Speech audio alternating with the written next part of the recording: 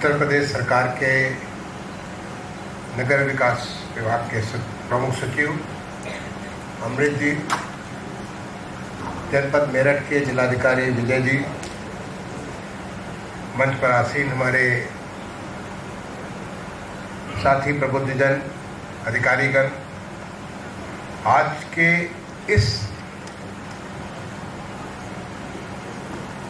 कार्यक्रम में उपस्थित हमारे जनपद मेरठ के चिकित्सा क्षेत्र से, उद्योग क्षेत्र से और व्यवसाय क्षेत्र से आए हुए तमाम सारे सम्मानित नागरिकगण, देवियों, सज्जनों, अभी आपने अमृत अभियान जी को सुना कि उत्तर प्रदेश सरकार ने पिछले 8 साल में किस प्रकार की उपलब्धियां हासिल की हैं, और आपने ये भी सुना कि आने वाले 20-22 सालों में जो 2047 का विकसित उत्तर प्रदेश का एक संकल्प है, उसको करने के लिए राज्य सरकार किस प्रकार के लक्ष्य रख रही है। इसका शुरुआत माननीय प्रधानमंत्री जी ने जो 15 अगस्त 2022 को लाल किले के प्राचीर से पूरे देश को संबोधित किया था, और उसमें उन्होंने पंचप्रण के माध्यम से 5 ऐसी बातें बताई थी जिसको हासिल करके हम अपने देश को बहुत ऊंचाई पे ले जा सकते हैं। जिसका पहला ही प्रण था कि 15 अगस्त 2047 को जब हम अपनी शताब्दी वर्ष मना रहे होंगे आज़ादी का, तो हमारा देश एक विकसित देश होगा। विकसित देश यानी ऐसे देश जो हम तो बचपन से सुनते आ रहे हैं कि भारत विकासशील देश है, यानी डेवलपिंग कंट्री है।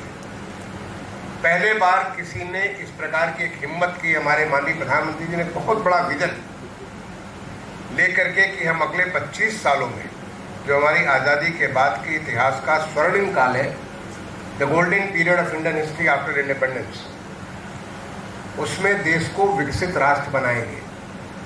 और वो लक्ष्य माननीय प्रधानमंत्री जी का संकल्प है, लेकिन वो लक्ष्य हर भारतीय का है। जो हमारे 140 करोड़ भारतीय, हर भारतीय का लक्ष्य है कि हम अपने देश को विकसित भारत बनाएंगे। और आप सारे के सारे लोग एक बहुत प्रकार की, आपको भगवान ने आपके ऊपर इतना आशीर्वाद दिया हुआ कि आप किसी उद्योग को लीड कर रहे हैं, किसी मेडिकल फील्ड में कहीं पे आप लीड कर रहे हैं। बहुत सारे मैं देख रहा हूँ यहाँ पे मेडिकल के छात्र हैं जो सामान्य छात्रों से काफ़ी आगे बढ़ करके आज मेडिकल की यहाँ पे शिक्षा प्राप्त कर रहे हैं, ग्रेजुएशन, पोस्ट ग्रेजुएशन या उसके आगे की पढ़ाई कर रहे हैं।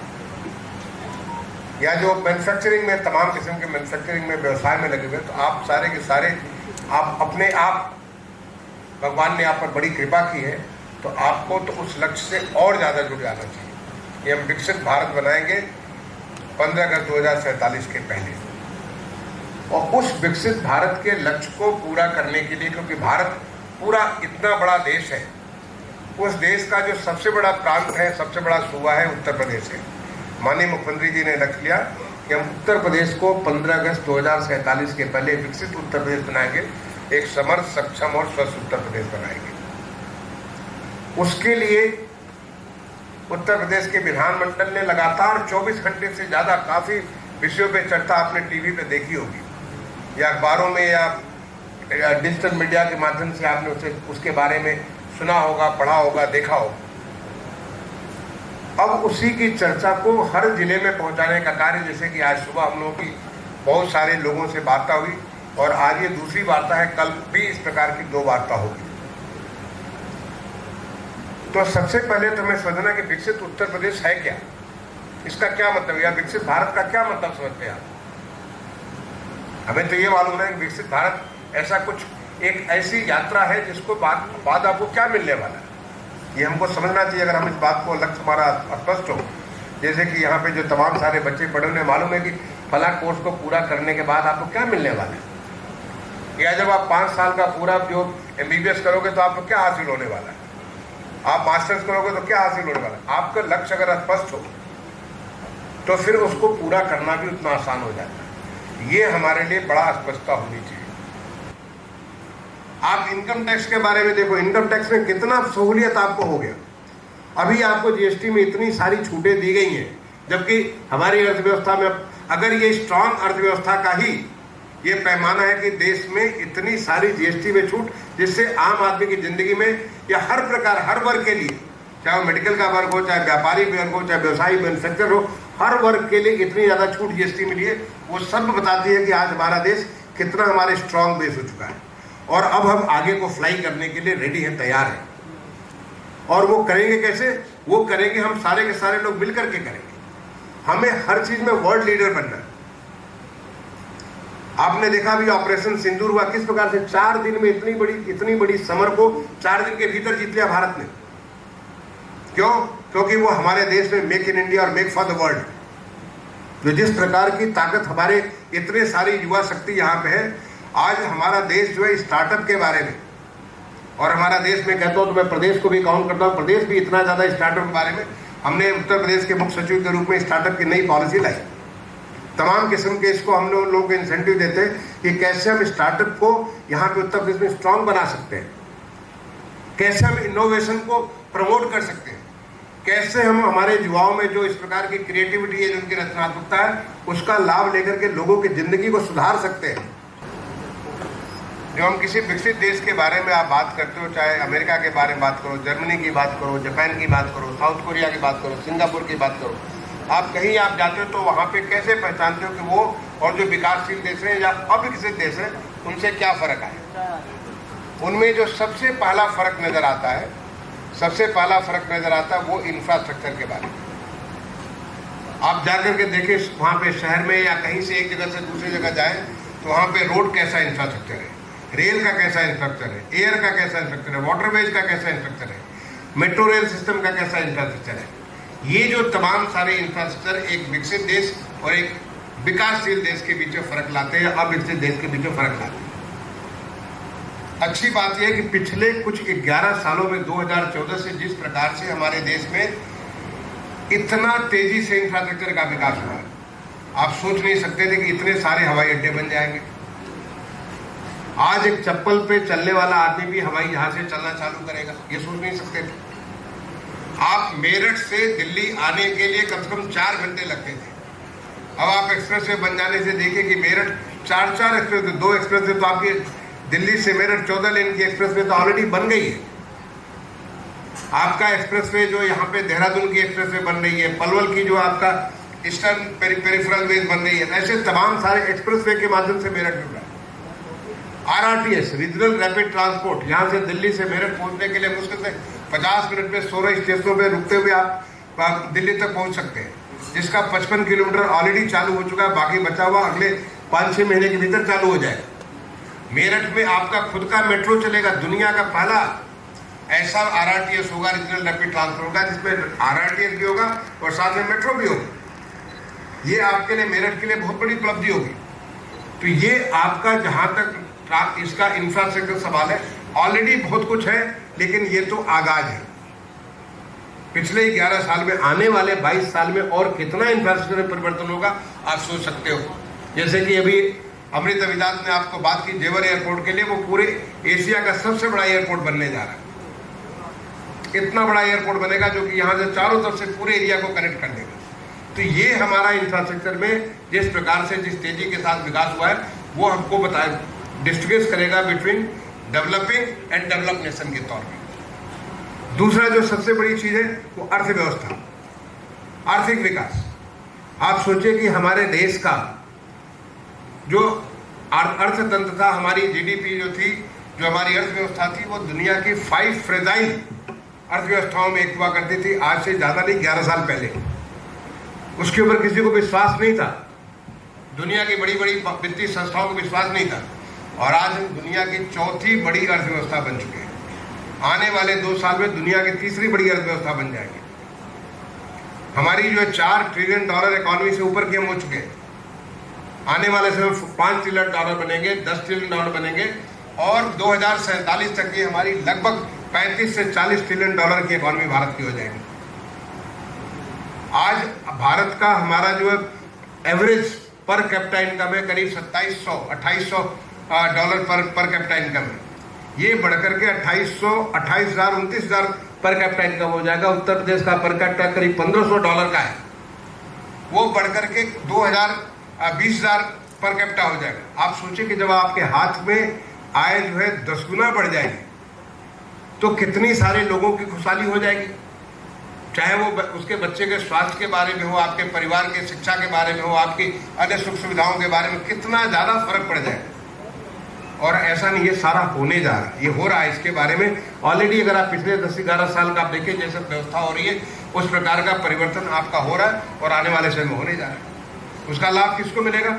आपको मिलेगा। उसका लाभ आपकी आने वाली पीढ़ियों को मिलेगा। जब हमारा देश विकसित होगा, हर एक को उसका लाभ मिलेगा। आप तीसरा जो इसका जो फर्क डालता है, जो इसके अर्थव्यवस्था के बाद में, वो है आपका सोशल इंफ्रास्ट्रक्चर।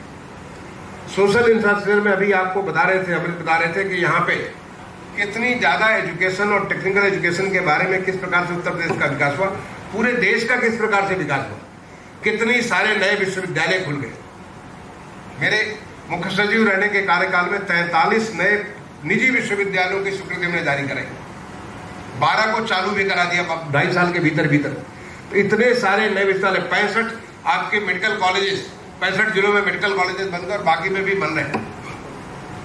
तो जिस प्रकार से हमारी शिक्षा का प्रसार हुआ, जिस प्रकार से हमारी जो इसके क्या कहते हैं हेल्थ का प्रसार हुआ, आप देखिए कि किस प्रकार से प्राइमरी से लेकर के सुपर स्पेशलिटी तक जिस प्रकार से हमारी मेडिकल व्यवस्था में सुधार हो रहा है। आयुष्मान भारत, एक आम आदमी उसको 5 लाख रुपए तक का आयुष्मान भारत के कार्ड के माध्यम से उसको सुविधा मिल गई। अभी आपको नंबर अमृता बजाज अपने प्रेजेंटेशन दे रहे थे कि कितने सारे लोग हमारे प्रदेश में आयुष्मान भारत से के कार्ड से कवर हो चुके हैं। जो उनको सुविधा नहीं थी, आज उनको भी कभी हार्ट का प्रॉब्लम हो, किडनी का प्रॉब्लम हो, किसी चीज की दिक्कत हो, आज वो बड़े से बड़े हॉस्पिटल पे जा सकते हैं और आयुष्मान भारत कार्ड के माध्यम की सुविधा को ले सकते हैं। इंटरटेनमेंट के बारे में देखिए कि कितना सारा इंटरटेनमेंट इंडस्ट्री में फर्क आया।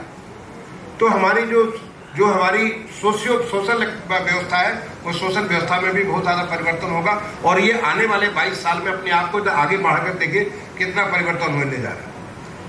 जो चौथी चीज आपको डिस्ट्रिक्ट करती है, वो डिस्ट्रिक्ट करती है टेक्नोलॉजी। जिस प्रकार से आज हमारे देश में टेक्नोलॉजी का विकास हुआ है, आप चाहे 5G के बारे में हो, चाहे वो आर्टिफिशियल इंटेलिजेंस के बारे में हो, डिजिटल टेक्नोलॉजी के बारे में, आज हर आदमी यूपीआई दुनिया का सबसे बड़ा डिजिटल पेमेंट सिस्टम हमारे यहाँ हिंदुस्तान में हो रहा है। दुनिया का सबसे बड़ा डिजिटल पब्लिक इंफ्रास्ट्रक्चर हिंदुस्तान में हो रहा है। आज जिस प्रकार से अब ग्रीन एनर्जी को लेकर के, चाहे ड्रोन टेक्नोलॉजी को लेकर के, ड्रोन दीदी के बारे में आपने सुनते होंगे, ड्रोन टेक्नोलॉजी को लेकर, रोबोटिक्स के बारे में लेकर के, बिग डाटा को लेकर के, इतना सारा हमारे देश में टेक्नोलॉजी का इंटरवेंशन हो रहा है और वो सारे इंटरवेंशन बताते हैं कि हम एक हाई लेवल पे जा रहे हैं। अगला चीज जो हमको उसको फर्क डालता है, ईज ऑफ लिविंग। लोगों की जिंदगी को इतना आसान कर दो। आप में से कोई कह रहे थे कि कैसे हमको भगवान ने जो क्षमता दे रही है, उस क्षमता को हम लोग अपनी क्षमता के मुताबिक उसको लाभ ले सके। तो लोगों को ईज ऑफ लिविंग, आप आज से 10 साल 11 साल पहले जाकर के देखिए कि क्या हमारे शहरों में व्यवस्था थी, क्या हमारे गांव में व्यवस्था थी, क्या हमारे जगह जगह व्यवस्था थी। आज आपको बहुत सारी चीजें, आपको मोबाइल के माध्यम से बहुत सारी चीज आप एक्सेस कर सकते हो। मैं ऐसा नहीं कह रहा हूं कि आपको परफेक्ट हो चुका है, परफेक्ट होगा आने वाले 20-22 सालों के भीतर होगा, लेकिन ये एक ऐसा रास्ता हम लोग तय कर रहे हैं जिससे कि हमारी जिंदगी बहुत ज़्यादा आसान होती चली जा रही है। आप सोचिए जो रिटायर्ड लोग हैं, बहुत सारे रिटायर्ड लोगों को अगर उनको जीवन प्रमाण कराने के लिए जाना पड़ता था, कहाँ उनको जीवन प्रमाण कराने के लिए जाना पड़ता था, ट्रेजरी जाना पड़ता था या किसी मजिस्ट्रेट से सर्टिफाई कराने जाना पड़ता था। आज अपने मोबाइल पे खोलते, मोबाइल पे जीवन प्रमाण कर देते हैं। आज तमाम सारे टैक्स के बारे में बहुत सारी चीज़ें आप सीधे मोबाइल के ऊपर आप कर लेते हैं। ये आज आपके जीवन को इतना आसान बना दिया गया। ईज ऑफ डूइंग बिजनेस, आप सोचें कि पहले कितने सारे इंस्पेक्टर्स आपको परेशान करते थे, कितनी सारी चीज़ों को लेकर के, एक छोटी से अप्रूवल को लेकर के। जैसे मैं अर्बन विभाग का सेक्रेटरी हुआ करता था भारत सरकार में, लगभग 5 साल में भारत सरकार में अर्बन का सेक्रेटरी था। जो हमारा कंस्ट्रक्शन परमिट को लेकर के लोगों को 3-3 साल लग जाते थे। हमारा जो दुनिया के 190 देशों का जो वर्ल्ड बैंक से असेसमेंट किया गया, उसमें हमारा 186 स्थान था, यानी नीचे से हम 5वें स्थान पे थे। और 5 साल हम लोगों ने मेहनत की और उसमें दुनिया में 27वां स्थान आ गया। वो तो कोविड आ गया, उसका असेसमेंट लेवल कम सीधे 186 से बढ़कर के 27वें स्थान में पहुंच गए। और ये केवल हमारे मिनिस्ट्री का नहीं बल्कि हर एक मिनिस्ट्री में जिस प्रकार से प्रयास हो रहे ease of doing business, we have not reach to the ultimate level, but एक बहुत ही जेन्युइन प्रयास भारत सरकार के द्वारा या राज्य सरकार के द्वारा हो रहा, क्योंकि जो माननीय प्रधानमंत्री जी का लक्ष्य है, जो माननीय प्रधानमंत्री का संकल्प है, वो संकल्प है कि हम अपने देश को इतना मजबूत बना देंगे कि जिससे कि हम एक बार दोबारा विश्व गुरु का स्थान ले सकते हैं।